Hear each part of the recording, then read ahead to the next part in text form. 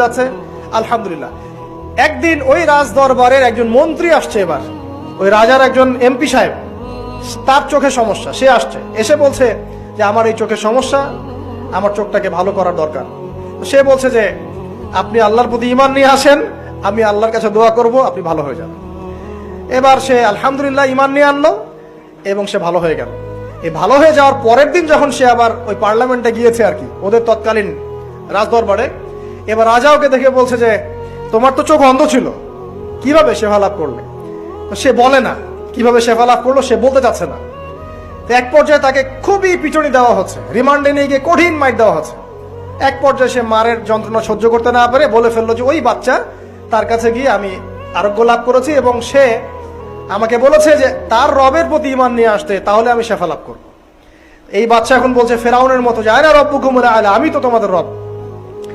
এবার এই লোকটাকে হত্যা করা হলো। এবার সেই বালককে ডেকে আনা হচ্ছে, বলা হচ্ছে বলো তুমি নাকি তোমার রবের নাম দিয়ে মানুষের ট্রিটমেন্ট করা শুরু করেছো। তখন সেই বালক বলছে হ্যাঁ, আমি এক আল্লাহর প্রতি বিশ্বাস করি। এখন রাজা বলছে আমি ছাড়া তোমাদের কোন ইলাহ আছে আমি তো জানি না। এই সৈন্যবাহিনী শোনো, এই বালককে ধরো, ধরে নিয়ে গিয়ে উঁচু পাহাড়ে নিয়ে যাও, ওখান থেকে ফেলে দাও। এবার তাকে নিয়ে যাওয়া হলো, ক্রস ফায়ার দেওয়া হবে, এবার উপরে নেওয়া হয়েছে, একদম পাহাড়ের উপরে। এবার ওই বালক উপরে উঠে একটা দোয়া করছে, আল্লাহুম্মা কফিনিহিম বিমা শি'তা। পাহাড় থরথর করে কাঁপা শুরু করলো এবং ওই সৈন্যবাহিনী পাহাড় থেকে পড়ে গেল, বালকের কিচ্ছু হলো না। আমি কিন্তু বানোয়াট কোনো গল্প বলছি না। এবার সে বালক হেঁটে হেঁটে চলে আসলো রাজদরবারে। আবার কি ব্যাপার, তুমি মরো নাই? না, আল্লাহ আমাকে বাঁচিয়েছে, আমার রব আমাকে বাঁচিয়েছে। আবার পাঠানো হচ্ছে আরেক দল সেনাবাহিনীকে নিয়ে, যাও এবার ওকে সমুদ্রে নিয়ে যাও, সমুদ্রের মাছ সমুদ্রে ডুবিয়ে দিবে।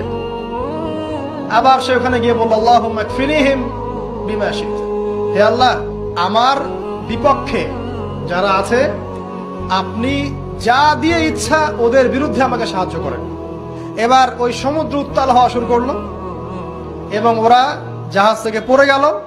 এই বাচ্চা সেফলি আবার চলে আসলো রাজদরবারে। আসার পরে বলছে শোনেন, আমাকে এভাবে মারতে পারবেন না, আমাকে এইভাবে মারা যাবে না, আমি আপনাদেরকে বলে দিচ্ছি কিভাবে আপনি আমাকে মারতে পারবেন।